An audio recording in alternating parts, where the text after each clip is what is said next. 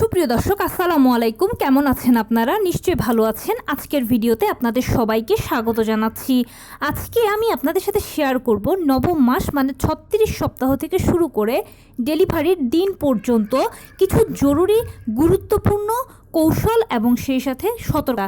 তাহলে সেগুলো কি কি? By the way, pregnancy related, specially normal delivery related অনেক ইম্পর্ট্যান্ট তথ্য ভিডিও আকারে শেয়ার করে থাকি। এইগুলো আমার পার্সোনাল এক্সপিরিয়েন্স ও আমার ডক্টরের সাজেশন থেকে নেওয়া। তাই আমার চ্যানেলটিকে যদি একবার আপনারা ভিজিট করেন তাহলে আপনারা আপনাদের প্রশ্নাতীত মনের অনেক প্রশ্নের উত্তর পেয়ে যেতে পারেন। আমন্ত্রণ জানাবো আমার চ্যানেলটিকে একবার ভিজিট করে দেখার জন্য। এবারে চলুন মূল আলোচনায় যাওয়া যাক। আমি শুরুতেই বলেছি আজকে আলোচনা করব নবম মাস মানে 36 সপ্তাহ থেকে শুরু করে ডেলিভারির দিন পর্যন্ত কিছু বিশেষ সতর্কতা ও কৌশল সম্পর্কে। দেখুন, গর্ভাবস্থার প্রথম থেকে মানে আপনি যেদিন থেকে জানতে পারেন যে আপনি মা হতে চলেছেন সেই দিন থেকে নানা ধরনের ভালো মন্দ বিভিন্ন সময় পার করেন আপনি এবং আপনার সন্তান একসাথে। উভয় আস্তে আস্তে আস্তে আস্তে আস্তে আস্তে বিভিন্ন সিচুয়েশানগুলো ওভারকাম করতে করতে করতে করতে নবম মাসে এসে পৌঁছান। নবম মাস মানে হচ্ছে 36 সপ্তাহ।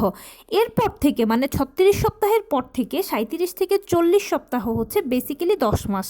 আর এই 37 থেকে 40 সপ্তাহ হচ্ছে ডেলিভারির আদর্শ সময়। নর্মাল ডেলিভারি পেশেন্টদের এই সময়ের ভিতরেই হয়ে যায়। আর একটা কথা হচ্ছে যে সাধারণত 90% ডেলিভারি কিন্তু নর্মালেই হয়। খুব ক্রিটিক্যাল কোনো সিচুয়েশান যদি তৈরি হয় তখন সেক্ষেত্রে সিজার বা সি সেকশনের প্রয়োজন হয়। তাই যদি আপনার নর্মাল ডেলিভারি হওয়ার হয় তাহলে 37 থেকে 40 সপ্তাহের মধ্যে নর্মাল ডেলিভারির সব প্রক্রিয়াগুলো শুরু হয়ে যাবে। একটু ছোট্ট করে বলে দিচ্ছি যে নর্মাল ডেলিভারি প্রক্রিয়া শুরু শেষ কিভাবে হয়।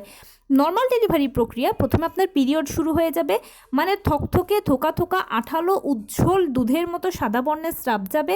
কারো কারো ক্ষেত্রে শুধু স্রাব যায়, কারো কারো ক্ষেত্রে এর সাথে আবার রক্ত মিশ্রিত যায়। তবে সেই রক্তের রং কখনোই লাল হবে না, সেটা হালকা বাদামি বা হালকা গোলাপি বর্ণের হবে। একদম সহজ বাংলা কথায় পিরিয়ড শুরু হয়ে যাবে। ফিলিংসটাও পিরিয়ডের মতোই পাবেন। এরপরে ক্রমান্বয়ে মানে প্রায় 24 ঘন্টার মধ্যেই দেখবেন যে আপনার পানি ভাঙতে শুরু করেছে। কারো কারো ক্ষেত্রে তার আগেও হয়ে যায়। পানিটা যখন 1 ফোঁটা 2 ফোঁটা করে ভাঙবে তখন সেক্ষেত্রে ঠিক আছে, কিন্তু ঝরঝর করে প্রস্রাবের মতো যদি পানি ভাঙতে শুরু করে তাহলে 1 সেকেন্ডও দেরি নয়, সরাসরি হসপিটাল চলে যেতে হবে। কেননা এরকম ঝরঝর করে যদি পানি ভাঙতে শুরু করে তাহলে কিন্তু বাচ্চা মারা যাওয়ার সম্ভাবনা থাকে। তাই 1-2 ফোঁটা যখন পানি ভাঙবে তখনই কিন্তু সেক্ষেত্রে আপনি চাইলে হসপিটাল যেতে পারেন, না হলে বাসায় শুয়ে থেকে অপেক্ষা করতে পারেন। অবশ্যই শুয়ে থাকবেন, হাঁটাচলা করবেন না। এরপরে পানি ভাঙার 24 ঘন্টার মধ্যে আপনার লেবার পেইনটা চলে আসবে। লেবার পেইন প্রথমে হালকা, এরপরে মাঝারি, এরপর তীব্র হবে। লেবার পেইনটা কখনোই একটানা হবে না। এটা কারো কারো ক্ষেত্রে 10 মিনিট পরপর, কারো কারো ক্ষেত্রে 15 মিনিট পরপর, কারো কারো ক্ষেত্রে আবার আধা ঘন্টা পরপর হয়ে থাকে। এরপরে ব্যথা যখন তীব্র হবে তখন জরায়ুর কন্ট্রাকশন শুরু হবে, মানে জরায়ুর সংকোচন প্রসারণ শুরু হবে এবং সেই সাথে আপনার বাচ্চা ভেতর থেকে চাপ দিতে শুরু করবে। পাল্লা দিয়ে ডাক্তারও আপনাকে বাইরে থেকে চাপ দিতে বলবে। আপনারা মা বাচ্চা উভয়ের মিলিত চাপে ডেলিভারিটা শেষ করবেন আর প্লাসেন্টা ডেলিভারির মাধ্যমে সাকসেসফুলি আপনার নর্মাল ডেলিভারি জার্নিটা শেষ হবে। এটাই হচ্ছে নর্মাল ডেলিভারি, আর এভাবে নর্মাল ডেলিভারি হয়ে থাকে। এখন নবম মাসের যে কোনো সময় থেকে এই প্রক্রিয়াগুলো শুরু হয়ে যেতে পারে, সে ব্যাপারে আপনাকে অ্যালার্ট থাকতে হবে। এই জন্য প্রথমেই যেটা করবেন যে নবম মাসে যখনই পড়বেন তখন লাস্ট চেক আপটা করিয়ে নেবেন। লাস্ট আলট্রা রিপোর্টটাতেই কিন্তু অনেক কিছু ডিপেন্ড করবে, অনেক কিছু আপনি বুঝতে পারবেন। ডাক্তারের সাথে পরামর্শ করবেন, ডাক্তারের সাথে আলোচনা করবেন, যোগাযোগ করবেন। যদি রিপোর্টে কোনো সব কিছু ভালো আসে তাহলে তো আলহামদুলিল্লাহ। যদি কোনো কিছু কম থাকে তাহলে কিভাবে বাড়াতে হবে সেটা ডাক্তারের সাথে পরামর্শ করবেন। যদি কোনো কিছু বেশি থাকে সেটা কিভাবে কমাতে হবে ডাক্তারের সাথে পরামর্শ করবেন। লাস্ট আলট্রা রিপোর্টটা একটু কেয়ারফুলি দেখবেন। সেখানে যদি বাচ্চার পজিশন, প্লাসেন্টা, পানি, বাচ্চার সার্বিক সুস্থ থাকে এবং আপনার সব কিছু যদি সুস্থ থাকে, আপনি যদি কোনো জটিল রোগ মানে ডায়াবেটিস, হাই ব্লাড প্রেশার এগুলো কিচ্ছু না থাকে, মোটামুটি সুস্থ থাকে, তাহলে ধরে নিতে পারেন যে ডেলিভারিটা নর্মালি হবে আর নর্মাল ডেলিভারির জন্য অপেক্ষা করবেন। এই সময় আপনি যদি গৃহিণী হন তাহলে তো ঠিক আছে, কিন্তু যদি আপনি কর্মজীবী হন তাহলে প্লিজ ছুটি নিয়ে নেবেন। গৃহিণী বা কর্মজীবী উভয়ই আপনারা কিন্তু নিজেদের হসপিটাল ব্যাগটা গুছিয়ে রাখবেন। শারীরিক, মানসিক, আর্থিক সব ধরনের প্রস্তুতি নিয়ে নেবেন। কেননা নর্মাল ডেলিভারি প্রক্রিয়া কার কখন শুরু হয় কেউ বলতে পারে না। তাই প্রক্রিয়া যখন শুরু হবে আপনাকে যেন হ্যাচাল বা ঝামেলায় পড়তে না হয়, সেজন্য আগে আগে প্রস্তুতিগুলো নিয়ে নিলে সবথেকে বেশি ভালো হবে। এবারে সবথেকে ইম্পর্টেন্ট কথা সেটা হচ্ছে যে নিয়মিত আপনাকে এ সময় হাঁটাচলা করতে হবে এবং টুকটাক কায়িক শ্রম করতে হবে এবং সেই সাথে অবশ্যই আপনি লো কমেটটা ব্যবহার করবেন। কর্মজীবী মহিলাদের ক্ষেত্রে বিশেষত এই সময় কি হয়, মনে করেন যে একটু রিল্যাক্স পেয়েছি, একটু শুয়ে বসে থাকি, প্লিজ এই কাজটা করা যাবে না। যদি গৃহিণী হন তখনও কিন্তু নয়। আমি জানি নবম মাসটা একটু কষ্টকর একটা সময়, কেননা এ সময় বাচ্চার ওজন বেড়ে যায়, মায়ের হাতে পায়ে পানি এসে যায়, মায়ের যৌনাঙ্গ ছিঁড়ে বুঝি কিছু বেরিয়ে যাবে, এই ধরনের ফিলিংস হয়, কোমরে ব্যথা, তলপেটে ব্যথা, নির্ঘুম রাত ইত্যাদি বিভিন্ন সমস্যার মধ্য দিয়ে যান। কিন্তু তারপরেও কষ্টটাকে সহ্য করতে হবে নিজের সন্তানের জন্য, নিজের ভালোর জন্য। এবং সেই সাথে অবশ্যই নিয়ম করে সকালবেলা ঘুম থেকে উঠে 30 মিনিট হাঁটাচলা করবেন। চেষ্টা করবেন বাহিরে খোলা রোদে হাঁটতে, এতে আপনি রোদ থেকে ভিটামিন ডি পাবেন এবং ফ্রেশ অক্সিজেনটা পাবেন, যেটা বাচ্চার জন্য খুব প্রয়োজন। আর যদি সম্ভব না হয় ঘরের ভেতরেই 30 মিনিট হাঁটাচলা করবেন। এরপরে কিছুক্ষণ বাটারফ্লাই স্টাইলে বসে থাকবেন। তারপরে আপনি রাতে খাবারের পরে আবারও 30 মিনিট হাঁটাচলা করবেন, কিছুক্ষণ বাটারফ্লাই স্টাইলে বসে থাকবেন। যদি সম্ভব হয় দুপুরে খাবারের পরেও 30 মিনিট হাঁটাচলা করবেন, কিছুক্ষণ বাটারফ্লাই স্টাইলে বসে থাকবেন। সারাদিনে যেরকম যত কাজ করেন না কেন সব কিছুর মধ্যে প্লিজ টুকটাক কায়িক শ্রম যেন করতে পারেন, এই টাইপের কাজগুলো করবেন। সেই সাথে অবশ্যই লো কমেটটা ব্যবহার করবেন। এ সময় আমাদের কষ্ট লাগে, এজন্য আমরা হাই কমেট ব্যবহার করি, বা বর্তমান সময়ে ফ্যাশনবশত আমরা হাই কমেটটা ব্যবহার করি।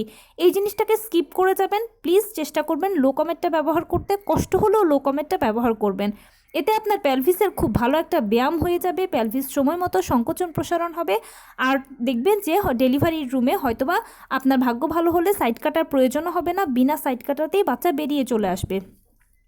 তাই এ সময় লো কমেট ব্যবহার করাটা খুব গুরুত্বপূর্ণ। নবম মাসের আরেকটা অতি জরুরি ও গুরুত্বপূর্ণ সতর্কতা হচ্ছে, আপনাকে অবশ্যই নিশ্চিত করতে হবে আপনি যা খাচ্ছেন প্রতিদিনের খাদ্য তালিকায় সকল ভিটামিনগুলো যেন ঘুরে ফিরে যায়, সেদিকে খেয়াল রাখবেন। মনে রাখবেন সকল ভিটামিনগুলো এই সময় আপনারও বাচ্চার জন্য প্রয়োজন। শরীরকে শক্তপোক্ত রাখাটা এই সময় খুব খুব খুব প্রয়োজন।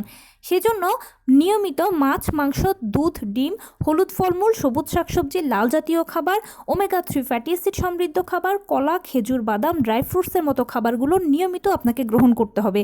এগুলো নিয়ে কোনো হেলাফেলা কিন্তু চলবে না এই সময়, কেননা নর্মাল ডেলিভারিতে আপনার বাচ্চাকে আপনার চাপ দিয়ে বের করতে হবে, তাই পর্যাপ্ত পরিমাণ শক্তি আপনার শরীরে রিজার্ভ থাকতে হবে।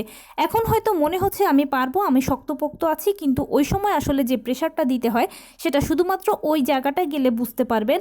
আপনি 2-4টে প্রেশার দেওয়ার পরে মনে হবে শরীরের সব শক্তি শেষ হয়ে গেছে, অথচ ডাক্তার বলে যাচ্ছে যে মা চাপ দিন, মা চাপ দিন, আপনি করছেন কি, আপনার বাচ্চার অবস্থা খারাপ হয়ে যাচ্ছে। তাই নিজেকে শক্তপোক্ত রাখতে হলে অবশ্যই পুষ্টিকর খাদ্য গ্রহণ করতে হবে, শরীরে পর্যাপ্ত পরিমাণ শক্তি রিজার্ভ রাখতে হবে। এখানে একটা কথা বলি, অনেকে আমাকে প্রশ্ন করেন যে আপু এই নবম মাসে আমরা কি কি বাড়তি এক্সারসাইজ করব নর্মাল ডেলিভারির জন্য। আপনার যদি শরীর ভালো থাকে, যদি শরীর ভালো লাগে, যদি ইচ্ছে হয়, নিজেকে সেফ ও সিকিউর রেখে সর্বোচ্চ সতর্কতা মেনটেন করে যদি পারেন, তাহলে হালকা ফুলকো টুকটাক ব্যায়াম আপনি করতেই পারেন, যা যা আপনি জানেন। কিন্তু যদি না পারেন, ভালো না লাগে, তাহলে কোনো প্রয়োজন নেই, শুধু নিয়মিত হাঁটাচলা করলে হবে, টুকটাক কায়িক শ্রম করলে হবে, আর লো কমেটটা ব্যবহার করলেই চলবে। অনেকে আমাকে বলেন যে আপু এ সময় না 30 মিনিট হাঁটতেও কষ্ট লাগে, কি করব বলো। দেখুন 30 মিনিট আমি বলেছি, আপনার যদি ভালো না লাগে তাহলে 10 মিনিট হাঁটুন, 15 মিনিট হাঁটুন। মূল কথা হচ্ছে আপনি আপনার সুযোগ সুবিধা অনুযায়ী হাঁটাচলা করুন, কায়িক শ্রম করুন, কিন্তু কোনো ক্রমে প্লিজ শুয়ে বসে থাকা যাবে না, তাহলে নর্মাল ডেলিভারির চান্স বহু গুণে কমে যাবে। এরপরে আসুন, নবম মাসের এই সময়টাতে আপনাকে ডাক্তারের সাথে যোগাযোগ রাখতে হবে। ডাক্তারের দেওয়া আয়রন, ভিটামিন, ক্যালসিয়াম ওষুধগুলো কিন্তু নিয়মিত গ্রহণ করতে হবে। এগুলো কিন্তু গ্রহণ করা ভুলে গেলে একদম চলবে না। আপনার মনে হচ্ছে আপনি খাবার খাচ্ছেন, কিন্তু আপনি এখন 1-এর ভেতরে 2, সো একটা ভালো গ্যাপ কিন্তু থাকে আয়রন, ভিটামিন, ক্যালসিয়ামের। আর এছাড়া এই সময় মা বাচ্চা উভয়ের কিন্তু পর্যাপ্ত পরিমাণে আয়রন, ভিটামিন, ক্যালসিয়াম প্রয়োজন, সেজন্য এগুলো নিয়মিত গ্রহণ করবেন। এবারে ডেলিভারির ধরুন আপনার প্রক্রিয়াটা শুরু হয়ে গেছে, সে সময় কি করবেন। ডেলিভারি প্রক্রিয়া যদি শুরু হয়ে যায় তাহলে টেনশনের কোনো কিছু নেই, আর খুব উত্তেজনারও কোনো ব্যাপার নয় এটা। যখন প্রক্রিয়াটা শুরু হবে তখন আস্তে ধীরে জিনিসটাকে দেখবেন যে কোনটার পরে কোনটা হচ্ছে, যেহেতু আমি শুরুতেই বলেছি যে প্রক্রিয়াটা কি নর্মাল ডেলিভারির। তো এ সময় একটা কথা হচ্ছে, আপনি যখন চান, মানে যদি চান আপনি, তাহলে যখন আস্তে আস্তে একটু একটু পানি ভাঙছে তখনই হসপিটাল চলে যেতে পারেন। আর যদি সাহস থাকে তাহলে ধৈর্য ধরে বাসায় শুয়ে থাকবেন, একদম টানা শুয়ে থাকবেন। খুব বেশি পানি ভেঙে যেতে দেওয়া কিন্তু উচিত নয়। কেন উচিত নয় সেটাও বলে এসেছি। এবারে দেখুন যে আপনার যখন আস্তে আস্তে পেইন চলে আসবে তখন আস্তে আস্তে হসপিটালের দিকে আপনি চলে যেতে পারেন, কোনো অসুবিধা নেই।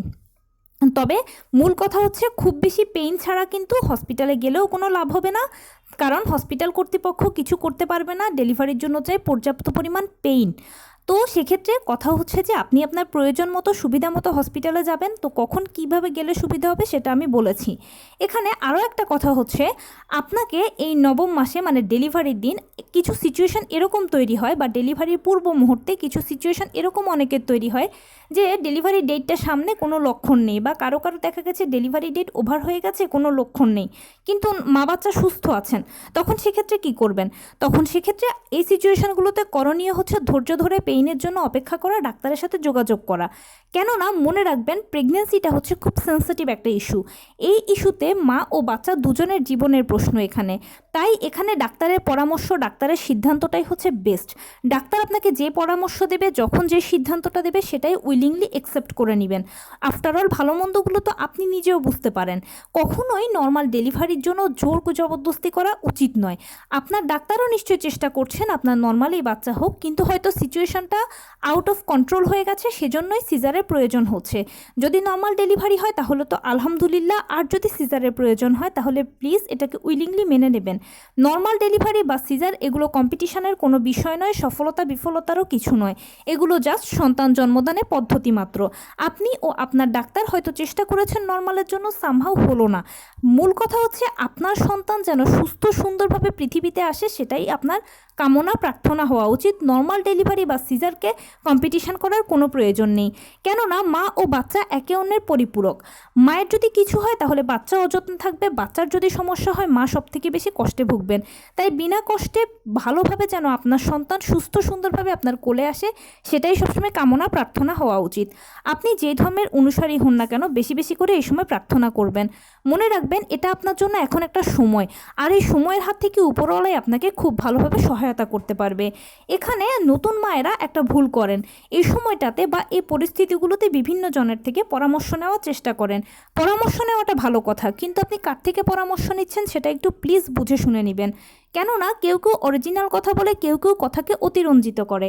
এখন অরিজিনাল কথা শুনলে তো আপনার ভালো লাগবে, মনে সাহস পেলেন, আর অতিরঞ্জিত কথা যদি শুনেন রাতের ঘুম হারাম হয়ে যাবে, খাবার মুখে রোচবে না, কিছুই ভালো লাগবে না। এতে কি হবে, আপনার পাশাপাশি বাচ্চাটারও ক্ষতি হবে। টেনশনের ফলে আপনার অনেক বেশি প্রেশার ওঠানামা করবে, অনেক সময় গর্ভের ভেতরে এইসব অবস্থায় বাচ্চা মারাও যেতে পারে। সেই জন্য প্লিজ কার থেকে পরামর্শ নিচ্ছেন সেটা বুঝে শুনে নেবেন, আর অযাচিত কথাগুলো বেশি বেশি মনে আনবেন না, প্রশ্নও মনে আনবেন না। আরও একটা ব্যাপার, অনেকে নর্মাল ডেলিভারিকে ভয় পায়। নর্মাল ডেলিভারিকে ভয়ের কোনো কিছুই নেই। নর্মাল ডেলিভারিটা একেবারে প্রাকৃতিক পদ্ধতি, তাই সহজ একটা পদ্ধতি। প্রতিটি ধাপই সহ্য করার মতো, পেইনও সহ্য করার মতো। সহ্য করার মতো বলেই কিন্তু হাজার হাজার মানুষ এভাবেই পৃথিবীতে সন্তান জন্ম দিয়ে আসছে। সবাই যদি পারে, আপনি কেন পারবেন না বলুন? সবার মাঝে এমন কি সুপার পাওয়ার আছে যেটা আপনার মাঝে নেই? সবাই আসলে ভয় পাচ্ছে না, আপনি ভয় পাচ্ছেন, আর ভয়টা হচ্ছে মনের ভয়। ভয়কে আমাদের জয় করতে হবে, কারণ আমরা নারী, আমরা সব পারি। তো এই ছিল আজকের ভিডিও। কেমন লাগলো বলুন? যদি ভালো লেগে থাকে ও হেল্পফুল হয়ে থাকে তাহলে প্লিজ লাইক, কমেন্ট, শেয়ার করতে একদম ভুলবেন না। আর সেই সাথে আমার চ্যানেলটিকে সাবস্ক্রাইব করার বিনীত অনুরোধ রইল। পাশে থাকা বেল আইকনটি ক্লিক করে দেবেন, যেন আমি ভিডিও আপলোড করার সাথে সাথে আপনারা নোটিফিকেশান পেয়ে যান। যদি কোনো প্রশ্ন থাকে কমেন্টসে জানাবেন, আমি রিপ্লাই দেবো। প্লাস যদি কোনো পরামর্শ থাকে যে কোন বিষয়ের উপরে ভিডিও বানালে আপনারা উপকৃত হবেন, সেটাও জানাবেন। আমি আপনাদের পছন্দের সর্বোচ্চ প্রায়োরিটি দেব। ভালো থাকবেন, সুস্থ থাকবেন। আসসালামু আলাইকুম।